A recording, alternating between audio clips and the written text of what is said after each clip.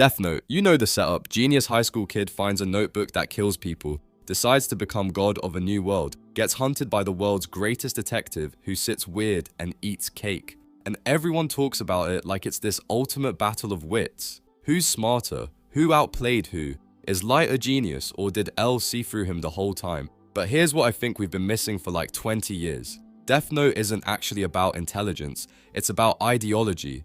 Light and L aren't just trying to outsmart each other, they represent two completely incompatible visions of what justice is, what humanity is, and who gets to decide between right and wrong. One of them believes the world is broken and he alone can fix it through absolute control. The other believes the world is broken and nobody gets to fix it by standing above it.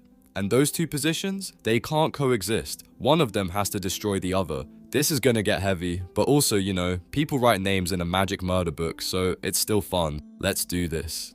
Chapter 1. Or, what happens when a smart kid gets a god complex? Okay, so, Light Yagami, top of his class, model student, ace detective's son, perfectly normal teenager. Except, he's bored. And more than bored, he's disgusted. He looks at the world and sees rot everywhere. Criminals getting away with murder, corrupt politicians, a justice system that's slow, flawed, ineffective. He's sitting in class learning about laws and procedures while people are dying because the system can't or won't protect them. Then a death god drops a notebook in front of him and suddenly, Light has the power to do what the system can't, remove the rot, efficiently, permanently, perfectly. And here's the thing that everyone misses, the Death Note doesn't corrupt Light, it activates him, because the ideology was already there. Light already believed that morality was objective, that some people deserve to die, that the world would be better if someone with perfect judgment was in charge. The notebook just gave him the means to act on it. Light's worldview is what political philosophers call moral absolutism, the belief that right and wrong are fixed, universal truths, and you can know them with certainty. Combine that with authoritarianism, the belief that a single authority should enforce that morality, and you get Kira. Light genuinely believes he's creating a better world, not through reform, not through changing systems, but through elimination. Remove the bad people and only good people remain. Simple, clean, effective. This is consequentialism on steroids. The ends justify the means, always, as long as the end result is a better world. But here's what that actually means in practice. No trials, no evidence, no appeals, no second chances. Light sees a name on the news, decides they're guilty, writes their name down. That's it. That's the entire judicial process. He's not interested in rehabilitation, context, systemic causes of crime. He's interested in removal. And as the series goes on, his definition of criminal expands. It's not just murderers anymore, it's anyone who opposes him, anyone who threatens his vision, anyone who might slow down the creation of his perfect world. Light's utopia is totalitarian by design. One ruler, him. One moral code, his. One punishment for deviation, death. It's a world where humanity is reduced to obedience, where people behave morally, not because they choose to, but because a god might kill them if they don't. That's not justice. That's fear wearing a justice costume. Chapter 2. L, the weirdo who believes in doubt.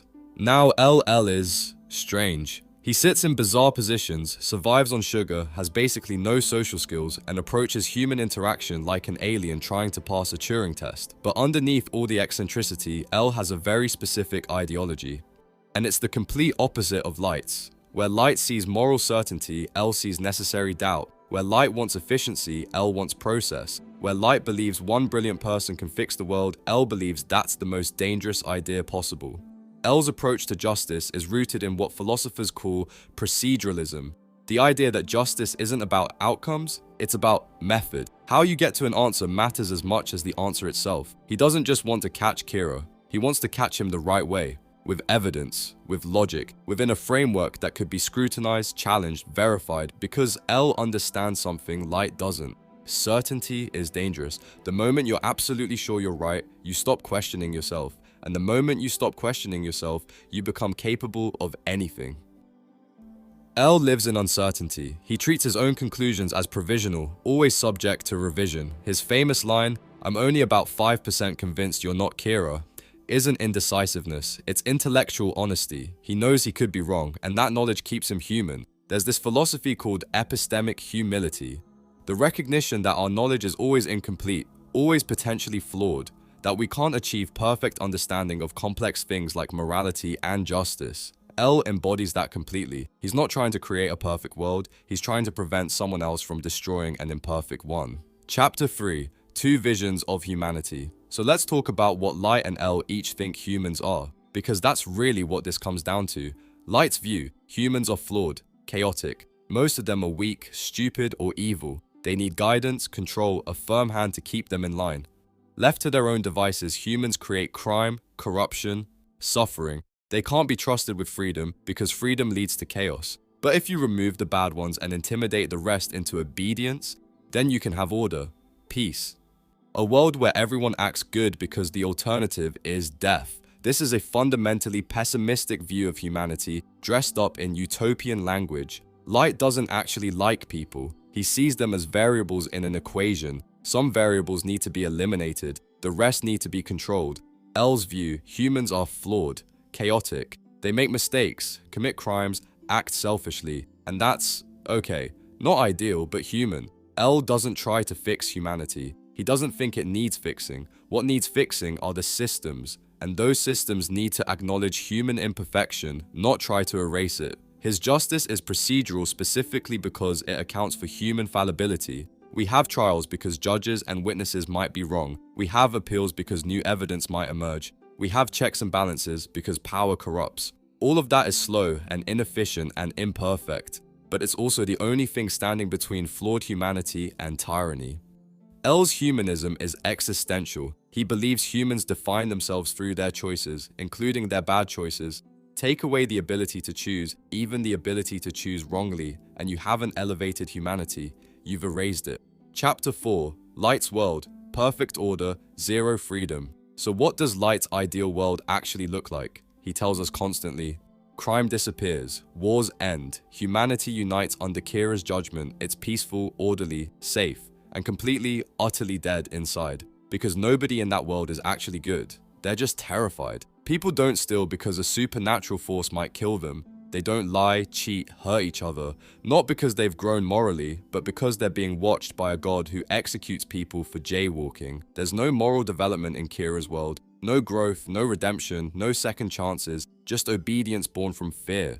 This is the classic authoritarian promise: trade your freedom for safety. Let me control everything and I'll protect you from chaos. But what you get isn't protection. It's a prison where the bars are invisible because everyone's internalized them. Light's world is a panopticon, that prison design where prisoners can always be watched, so they police their own behavior, except the warden is a teenager with a god complex and a murder notebook. Every single person becomes a potential target.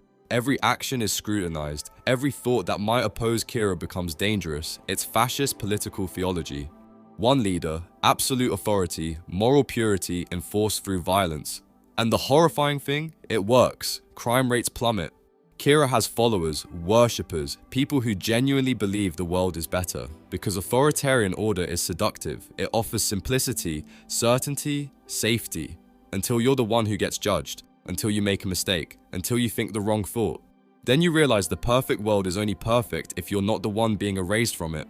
Chapter 5. L's world. Flawed, frustrating, free. And L's ideal world is kind of a mess, honestly. Criminals still exist. The justice system still makes mistakes. Innocent people still suffer sometimes. Guilty people sometimes get away. It's frustrating, inefficient, imperfect. And it's the only world where humans get to stay human. Because L's world is built on a radical idea. Nobody gets to be God.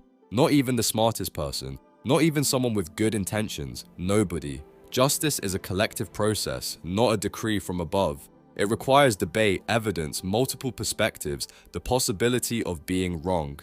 It's slow because rushing risks killing innocent people. It's complicated because reality is complicated. It's fallible because humans are fallible. But it also allows for rehabilitation.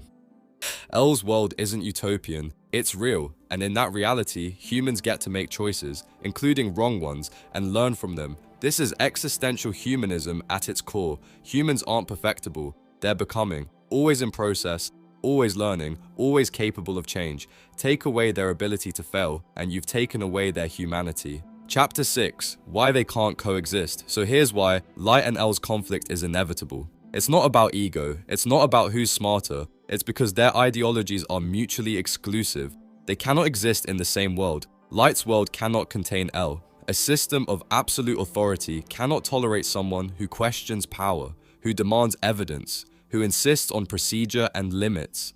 L represents everything Kira's world is designed to eliminate. Doubt, resistance, the idea that maybe the God King isn't right. The moment L exists, Kira's claim to absolute moral authority is challenged, and authoritarian systems can't survive that challenge. L's world cannot contain light. A system based on freedom, process, and human dignity cannot tolerate someone who murders without trial, who claims the right to execute based on personal judgment, who treats human life as disposable.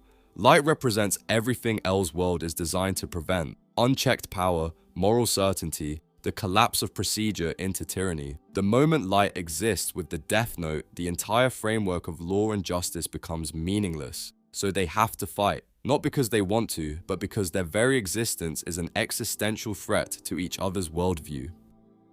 Chapter 7, the symbolism of their deaths, and both of them die. Because of course they do, but how they die is everything. L dies because he refuses to become light. He could have killed light. He gets close enough, suspicious enough, certain enough, but he doesn't. Because killing without proof, without process, without the system, that would make him Kira. That would prove Light's ideology correct, that justice requires someone to stand above the law. L dies defending the principle that nobody gets to be judge, jury, and executioner, even when it costs him everything. His death is tragic, but it's also ideologically consistent. He lived by his principles, and he died by them. Light dies because his world collapses under its own contradictions. His final moments are perfect. He's not calm, collected, godlike. He's screaming, desperate, pathetic, begging Ryuk for help, reduced to pure animal fear. All his talk about being a god, about transcending humanity, about cold, rational justice, it all evaporates the moment he faces his own death.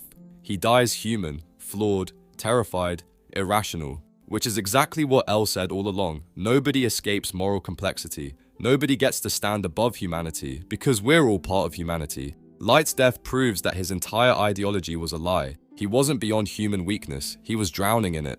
Chapter 8, what Death Note is actually about. So after all this, the mind games, the murders, the potato chip eating, what is Death Note really asking?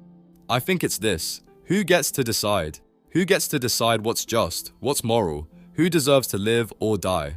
Light says, I do, because I'm smart enough, moral enough, strong enough to handle that power. L says, nobody does, because power like that inevitably corrupts, and certainty like that inevitably destroys. And the series, through Light's death, sides with L. Not because L is smarter, not because he's morally perfect, but because his ideology acknowledges human limitation in a way Light's never does. Light's failure isn't intellectual, it's philosophical. He believed one person could be God, and Death Note spends 37 episodes proving that's impossible. Because gods don't scream and beg when they die. Gods don't collapse into hypocrisy and fear. Gods don't prove, in their final moments, that they were human all along. Death Note isn't a battle of wits. It's a battle between two visions of the world, one where humanity is perfected through control, one where humanity is preserved through chaos, one where justice is a divine decree, one where justice is a messy, collective process, one where certainty is strength, one where doubt is wisdom. And the series asks you, which world do you want to live in? Light and L don't fight because they're rivals. They fight because their ideologies are incompatible, because one believes humanity needs a god, and the other believes gods are exactly what humanity needs to avoid. And in the end, Light dies human, proving he never was a god, and L dies principled, proving his humanity was his strength, not his weakness. Neither wins completely. The world doesn't become perfect, but it also doesn't become a totalitarian nightmare. It stays flawed, complicated, free. And maybe that's the point. See you next time.